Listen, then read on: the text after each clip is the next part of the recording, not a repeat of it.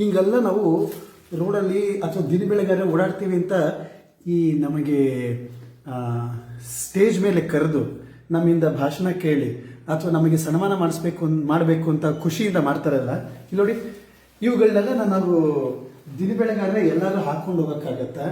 ಇದನ್ನ ಯಾವ ರೀತಿನಲ್ಲಾದ್ರೂ ಉಪಯೋಗಿಸಕ್ಕಾಗತ್ತಾ? ಈ ತರ ರಾಶಿ ರಾಶಿ ರಾಶಿ ಈ ಪೇಟಗಳನ್ನೆಲ್ಲ ಇಟ್ಕೊಂಡು ನಾವೇನು ಮಾಡೋಣ? ಏನಕ್ಕೂ ಕೆಲಸಕ್ಕೆ ಬಾರದೇ ಇರುವಂತ ಈ ಪೇಟಗಳು, ರಾಶಿ ರಾಶಿ ಪೇಟಗಳು, ಇದು ಆಮೇಲೆ ಒಂದೊಂದು ಫಲಕಗಳು ಇಷ್ಟಿಷ್ಟಾಗಲ್ಲ. ನಾವು ಈ ಮನೆಗಳಲ್ಲಿ ಅದನ್ನ ಹೆಂಗ್ ಇಟ್ಕೊಳ್ಳೋದು ಅಂತ ಕೂಡ ಗೊತ್ತಿಲ್ಲ. ಇವುಗಳನ್ನೆಲ್ಲನೂ ನಮಗೆ ಹೊರಿಸ್ಬಿಟ್ಟು ಕಳಿಸ್ತಾರೆ. To be frank with you, it's a just waste of money and irritating. ಆ ಸ್ಟೇಜ್ ಮೇಲೆ ನಮಗೆ ತುಂಬಾ ಗ್ರ್ಯಾಂಡ್ ಆಗಿ ಕಾಣಿಸ್ಲಿಕ್ಕೆ ಇವುಗಳನ್ನೆಲ್ಲ ಹೊದಿಸ್ಬಿಟ್ಟು ಏನೋ ಮಾಡಿಬಿಟ್ಟು ಆಮೇಲೆ ಇದನ್ನೆಲ್ಲ ನಮ್ಮನಲ್ಲಿ ಕಸದ ರೀತಿಯಲ್ಲಿ ಬಿಟ್ಟು, ಇದು ನಿಜವಾಗಿ ಕಸ, ಇದು ನಿಜವಾಗಿ ನಮ್ಮ ಮನೆಗಳಲ್ಲಿ ಕಸ.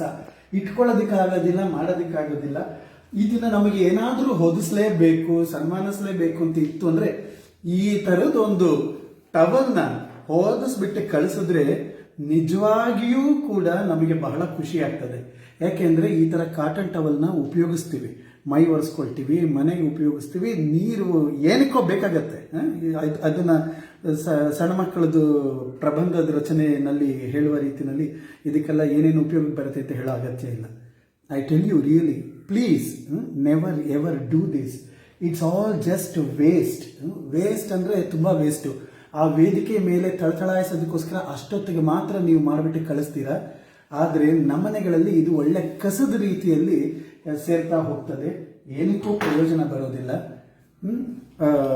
ಒಂದು ರೀತಿಯಲ್ಲಿ ಯೂಸ್ಫುಲ್ ಆಗುವಂಥದ್ದು.